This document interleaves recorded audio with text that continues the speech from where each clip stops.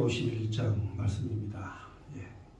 이제 51장 말씀이 예레미야 예언이 끝이고 52장이 이제 프로그로 되어 있으니까 사실상 예레미야는 이제 51장으로 끝납니다. 그런데 이 내용은 이제 바벨론의 멸망에 대해서 구체적으로 잘 설명을 해주고 있습니다. 사실 이제까지는 예레미야가 바벨론 느부갓네살 편인 줄 알았는데 오늘 여기 내용을 보면은 바벨론 완전히 적이죠, 원수죠. 왜냐하면 이 죄종은 하나님의 명령에 따라서 말씀을 전하기 때문에 어떤 때는 바벨론 편인 것 같이도 보이지만 어떤 때는 바벨론이 원수가 되는 거죠. 왜냐하면 하나님 말씀을 전하기 때문에 그렇습니다. 그래서 오늘 예레미야 51장은 거침없이 예레미야가 바벨론 멸망에 대한 예언을 쭉 이제 하죠.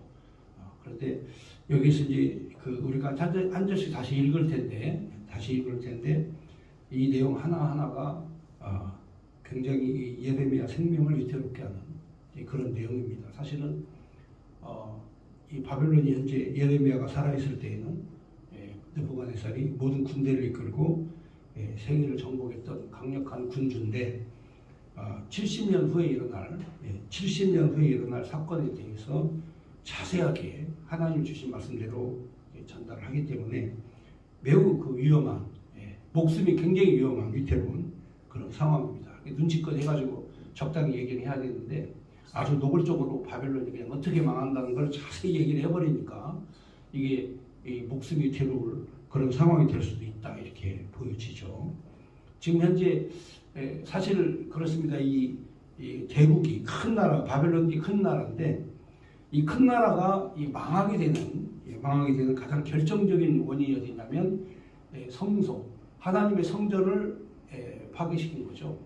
하나님의 성전을 파괴시킨 거에 대해서 하나님이 보복하신다. 이 내용 분명히 써 있어요. 그러니까 교회를 파괴시키는 자는 반드시 멸하게 되어 있어요. 세계의 역사를 놓고 보면 그렇습니다. 세계 역사를 보면 교회를 파괴시키는 민족치고 살아있는 민족이 없어요. 존재가 없어요. 그래서 반드시 기독교를 교회를 파괴시킨 또 이스라엘의 유대교 회당이죠. 회당이라고 하죠. 회당을 파괴시키고 핍박하고 그러면 그렇습니다. 그들이 번영을 하지 못하죠. 그런데 다행히도 우리 한국 민족은 다행히 성전을 파괴하는 일은 없습니다. 하나님을 세우죠. 그 다음에 이스라엘 사람들을 존중히 여기죠. 그런데 세계의 모든 나라 사람들은 이스라엘을 무시하거든요.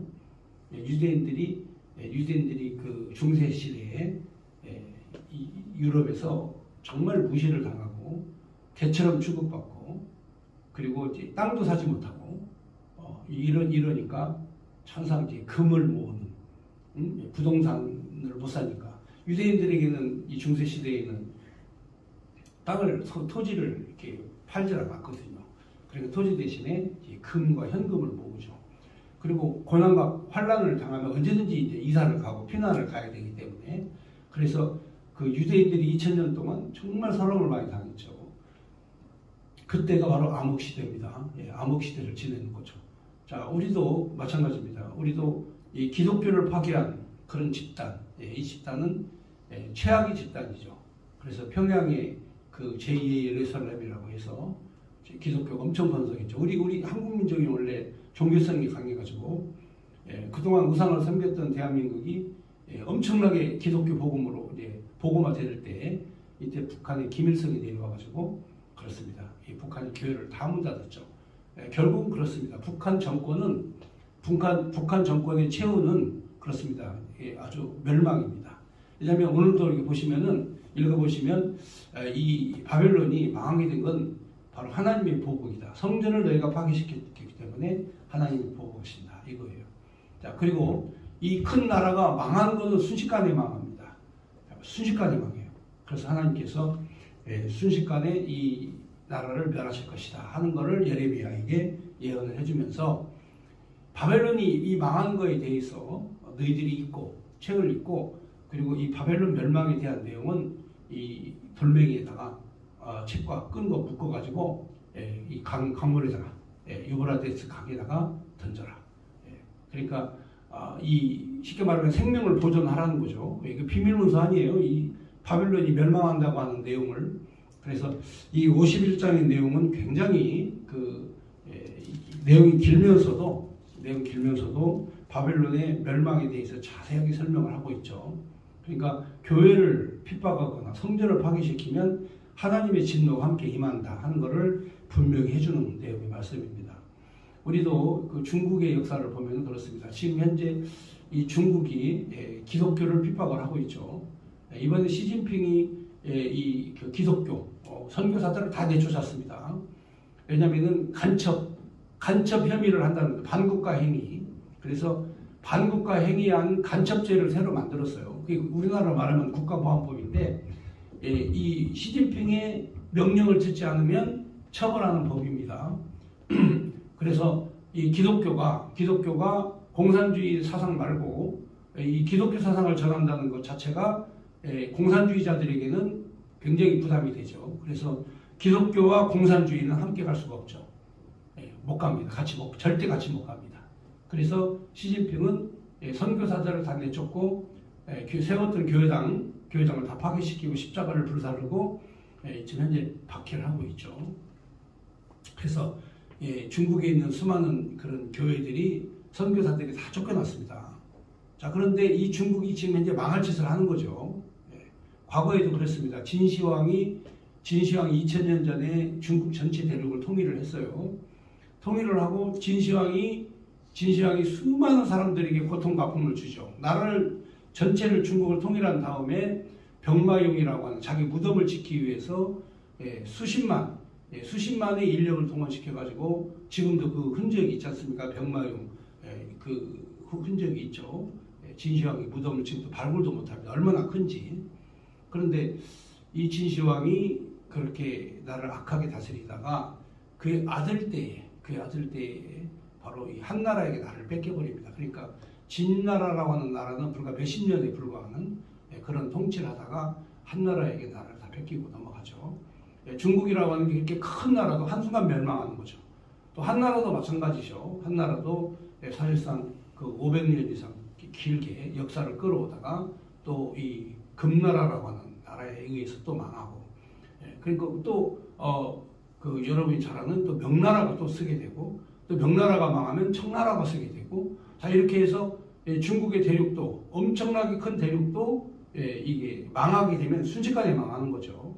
지금이 이 중국이라고 하는 나라가 바로 교회를 박해하면 나라가 망한다는 성경 역사를 예언해 주듯이 지금도 중국이 이제 부동산 경제가 부도가 나면 그다음에 은행이 부실해지면 이제 경제적인 게 흔들리게 되고, 지금 현재 중국이 이 부동산 경제뿐만이 아니라 또 그 세계의 모든 유수한 기업들이 전부 다 중국에서 철수하고, 그다음에 투자했던 달러를 다 회수해가고, 자 이러다 보니까 중국의 공장이 돌아가지 않고, 그다음에 실업률이 급증하고 있고, 실업자 우리 같으면 몇십만 명이지만 중국은 막 1000만 명, 그렇게 2000만 명, 막 9천만 명 이게 실업자들이니까 이로 말할 수 없죠. 그러니까 굉장히 어렵죠. 그래서 슈퍼마켓에 내수의 물건이 팔리지도 않고 이게 아주 그냥 힘들죠. 근데 중국이 망하는 징조가 보이는 게 뭐냐면 지도자들이 인내하고 참아라. 시진핑이가 연설을 했는데 엊그제 인내하고 참아라.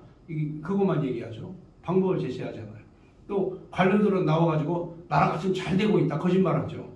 지금 경제가 발전하고 있고 나라가 잘 돌아가고 있다. 공산당들이 원래 그래요. 선동만 하기 때문에 그렇습니다. 그러니까 아무리 큰 나라라고 할지라도 하나님께서 한번 흔들어서 멸하시려면 그건 시간 문제예요. 그래서 오늘 그 이스라엘을 멸하고 아시아의 모든 근동 국가를 다 점령한 바벨론이 하루아침에 망하는 거죠. 하루아침에 망하는 겁니다. 그래서 지금 제가 볼 때 이 예레미야의 내용이 바로 이제 마지막 51장은 그동안 이 예레미야 선지자가 이 바벨론 편에 선 줄 알았더니 마지막 51장에 가보니까 바벨론의 멸망을 예언하는 이 내용으로 지금 되어져 있습니다. 그래서 결국은 이 예레미야가 그 인생, 개인적인 삶은 굉장히 불행하죠. 감옥에 갇히고 진탕에 갇히고 매도 맞고, 그 다음에 이 칼을 차고 감옥에도 갇히기도 하고, 개인적인 인생으로 보면 굉장히 힘들고 어렵게 살았지만, 그러나 예레미야가 지금까지 우리에게 소중한 것은, 그런다 할지라도 예레미야가 힘들고 고통스럽고 어렵다 할지라도 항상 하나님의 말씀, 진리와 정의를 외치는, 진리와 정의 편에 서서 말씀을 외치는, 어디도 기울어지지 않고 반듯하게 하나님 말씀을 외치는, 이게 예레미야의 생명력이죠. 그러니까 오늘 우리도 그렇습니다. 이 환경과 여건 바라보지 말고 하나님 말씀 바로 견고하게 붙잡으면 하나님께서 세우시고 하나님께서 영광 받으신다. 예레미야의 내용 한번 우리가 살펴보도록 하겠습니다. 자, 이게 좀 장수가 깁니다.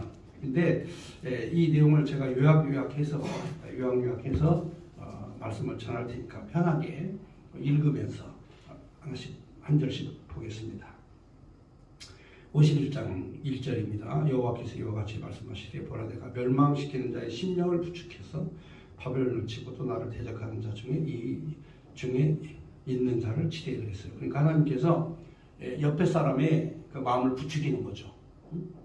하나님께서 치시려면 옆에 마음을 막 부추겨요. 심령을 부추겨. 누구를 부추기느냐? 옆에 메대와 파사, 메대 왕을 심령을 부추겨. 그 사람이 누구냐면 고레스 대왕이에요. 그러니까 고레스 대왕이 심령을 막 부추겨, 하나님께서 옆 사람을. 그러니까 하나님께서 대적을 치시려면 그 옆에 사람을 부추겨가지고 그 사람으로 치게 하시는 거죠. 그래서 바로 페르시아, 메대와 파사, 페르시아의 왕 고레스 대왕의 심령을 하나님이 부추겨서 바벨론을 대적하게 하시겠다 하는 거죠. 그러니까 이제 우리들도 그래요. 우리들도 이렇게 막 조심해야 돼요. 조심해야 되는데, 하나님 편에 있는 사람은 하나님이 우리를 붙잡아 주시지만, 하나님을 대적하는 사람은 하나님께서 부추기는 자를 반드시 놔요. 그러니까 여러분들이 이렇게 볼 때 전쟁하고 싸우고 할 때 보면은 거기에 말려 들어가면 안 됩니다. 저는 이제 여러분들에게 이 말려 들어가지 말라고 말씀드리는 내용은 딱 내가 하는 것까지만 하고 스톱을 해야지 막 흥분을 해가지고 막 더 나가면 안 돼요. 여기 보면은 하나님이 심령을 부추긴다. 멸망시키는 자에 뭘 부추긴다? 심령을 부추긴다. 그러니까 하나님이 망하게 하시려면 하나님이 한번 흔들어서 쓰시려면 그렇습니다. 심령이 부추기는 고레스 대왕 같은 자가 나온다. 그 말이죠. 2절에 내가 타국인을 바벨론에 보내요. 키지라고 그 땅을 비게 하리니 재난의 날에 그를 애워싸고 치리로다. 그러니까 하나님께서 이 멸망시키는 자를 바벨론으로 보내가지고 그들을 치시겠다.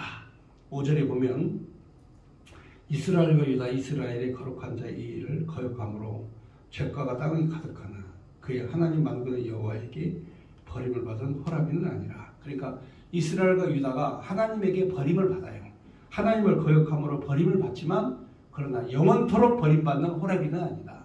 하나님이 지켜주신다 하는 거죠. 6절 바벨론 가운데서 도망하여 나와 각기 생명을 구원하고 그의 죄악으로 말미암아 끊어짐을 보지 말지어다. 이는 여호와의 보복의 때니 그에게 보복하시리라. 바벨론은 여호와의 손에 잡혀 있어 온 세계가 취하게 한 금자니라. 문민족이 그 포도주를 마심에 미쳤도다.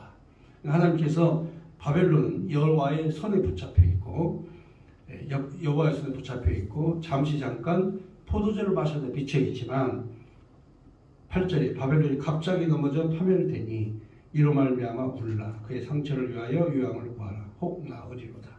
우리가 바벨론을 치료하려 하여도 낫지 아니한즉 버리고 각기 고향으로 돌아가자. 그 화가 하늘에 미쳤고 궁창에 달하였음이로다. 그러니까 이제 바벨론은 멸망되고 우리는 우리 고향으로 돌아간다. 10절 여호와께서 우리 공의를 드러내셨으니 오라 시온에서 우리 하나님 여호와 일을 선포하자. 시온이 어디예요? 시온이 예루살렘이에요. 그러니까 포로로 끌려갔다 할지라도 우리가 어디로 가요? 다시 시온으로 돌아가서 여호와의 공의를 선포하고 예배를 드린다 하는 거죠. 바벨론은 멸망하지만 우리는 살아난다. 11절에 화살을 갈며 둥근 방패를 준비하라. 여호와께서 메대왕이 이제 그 페르시아입니다. 메대왕이 페르시아인데 이 페르시아 왕들의 마음을 어떻게 하신다고요?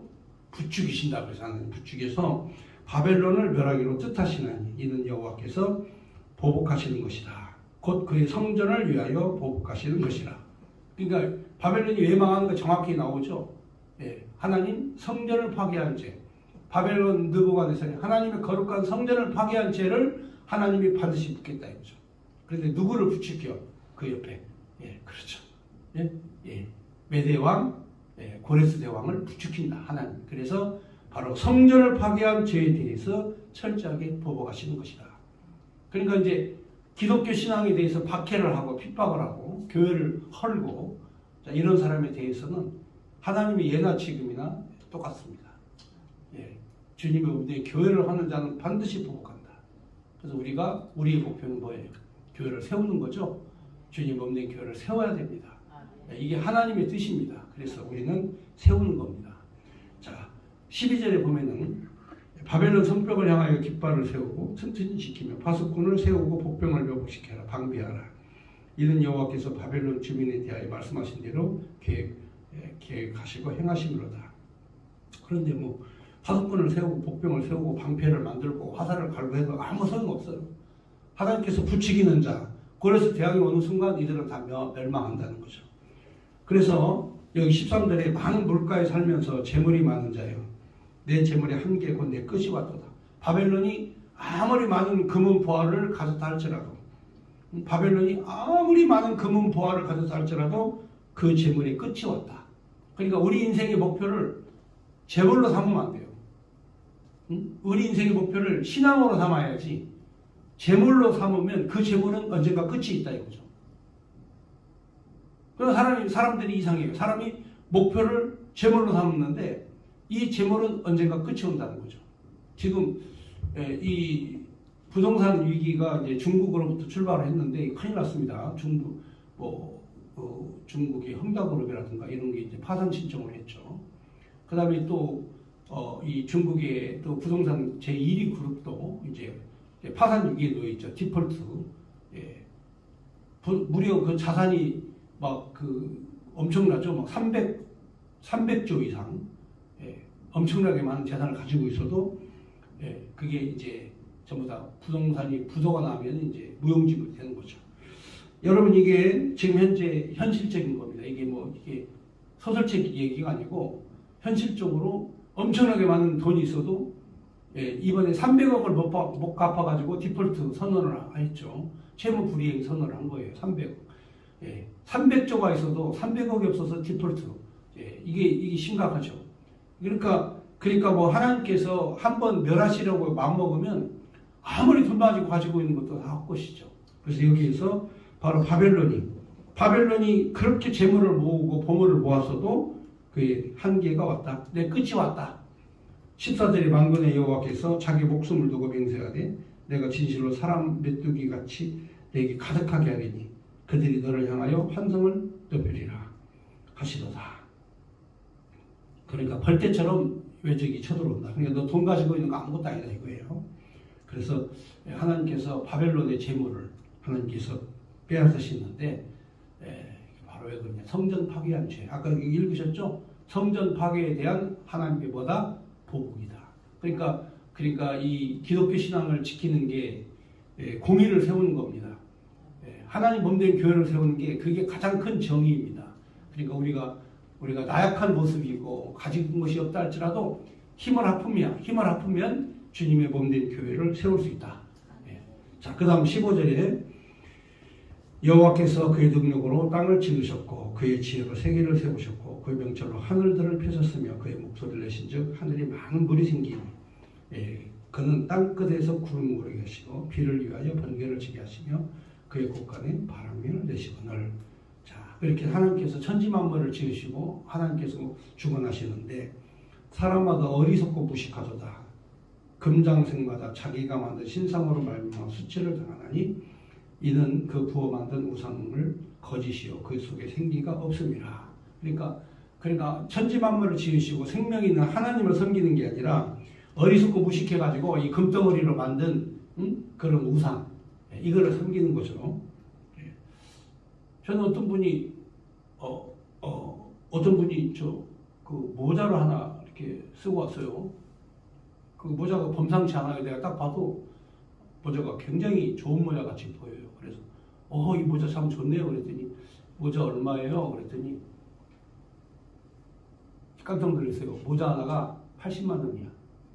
아니 이게 무슨 모자 하나가. 근데 이게 뭔데 이렇게 비싸요? 그랬더니 구찌래 구찌. 그래서 내가 나는 8,000원짜리 써도 굉장히 멋있는데 80만 원짜리 모자를 쓰고 나타나가지고 그래서 내가 야 세상에 모자는 무슨 80만 원짜리가 있다냐 속으로 생각하면서 그렇게 했는데 옆에서는 한숨을 잤어요. 구찌는 가방도 1,500만 원이래. 핸드백이 1,500만 원이래요. 왜냐면 1,500만 원짜리 들어야 이게 이 여자의 자존심을 쓴다는 거야. 그래서 내가 야 이게 우상이구나. 혹시 뭐 프라다 같은 거 갖고 있어요? 구찌 갖고 있어요? 그 우상이야 그게. 그렇잖아요? 나는 그거 물론 값을 그렇게 매겨서 비싸게 받으면 난 뭔 이유가 있겠지라는 생각을 하는데 그런데 이게 금장색으로 만든 그 우상을 갖고 있는 거나 마찬가지 아니겠어요? 그래서 18절에 그것들은 헛것이요 조롱거리니 징벌을 하시는 때에 멸망할 것이나 18절에 야곱의 분길 그와 같이 아니하시니 그러니까 이제 이 18절, 19절 이하에는 이제 야곱의 얘기를 합니다. 야곱에 관련된 말씀을 얘기하는데 야곱의 분깃은 그와 같이 아니하시니 그는 만물을 지으신 분이시요 이스라엘은 그의 소인 지파라 그의 이름은 만군의 여호와시니라. 이렇게 그 만군의 여호와 그 만군의 여호와께서 바로 이 야곱의 분깃이요 야곱을 하나님이 지키시고 보호하신다는 내용이에요. 그러면서 그 야곱의 자손들 그분이 뭘 하실 건가? 자, 그 내용이 20절 이하에 기록되어 있어요. 하나님께서 그 야곱을 쓰셔서 야곱을 통해서 하나님 무슨 일을 하시는가?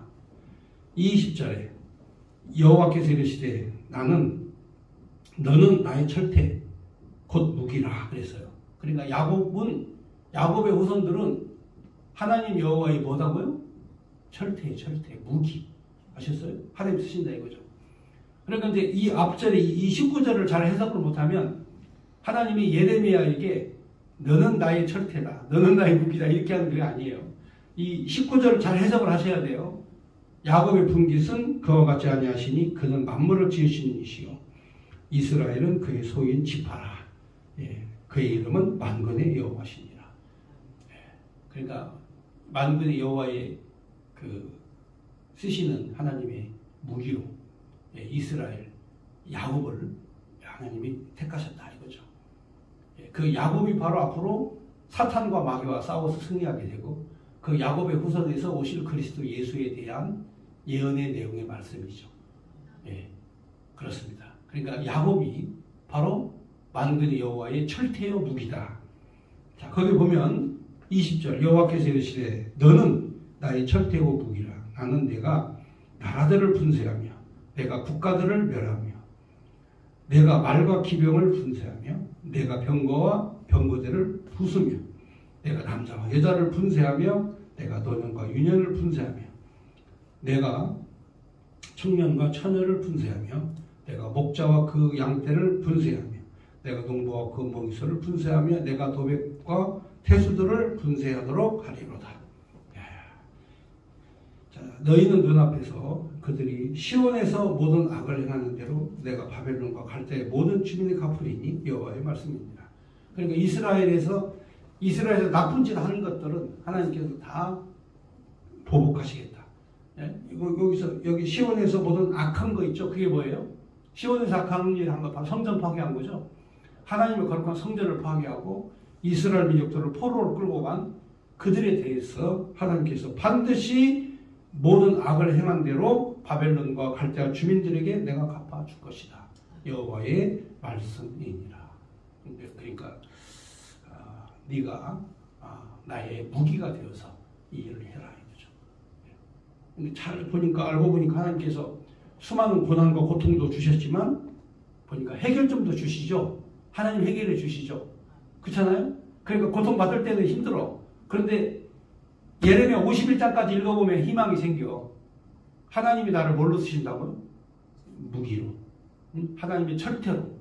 그래서 우리의 원수 대적들을 다 어떻게 하신다? 다 분쇄하게 하신다. 이게 이제 예레미야의 복음이에요. 그래서 여기 보면은 하나님께서 바로 무기로 쓰시는 사람이 있어요.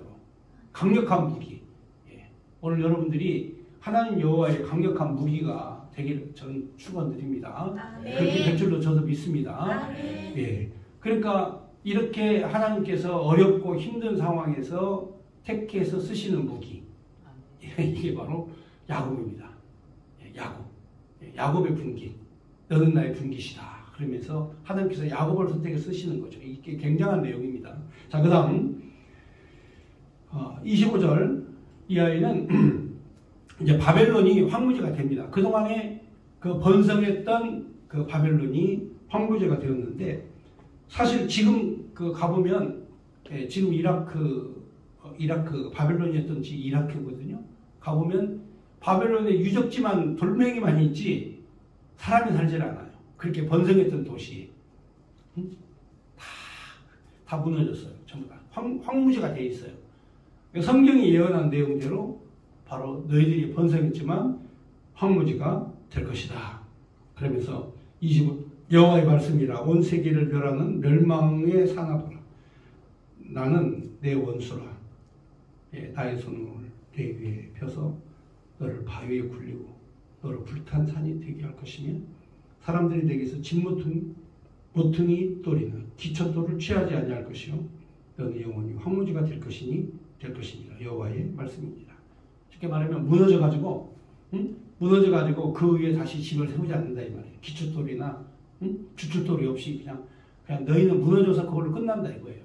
그러니까 그 예언 내용대로 지금 가보면 바벨론은 2500년 전에 있었던 그런 황무지, 황폐한 그런 땅으로 지금 남아있어요. 성경의 예언대로 그대로 이루어진 거죠.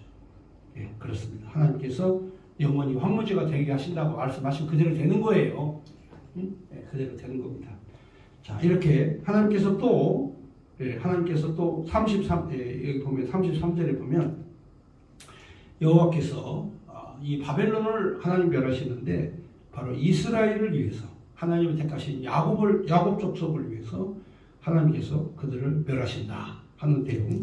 아까 제가 읽으셨습니다만 33절에 보면 만군의 여호와 이스라엘 하나님께서 이와 같이 말씀하시되 따라 바벨론은 때가 이른 타작 마당과 같은지라 멀지 않아 추수 때가 이르게 하시리로다.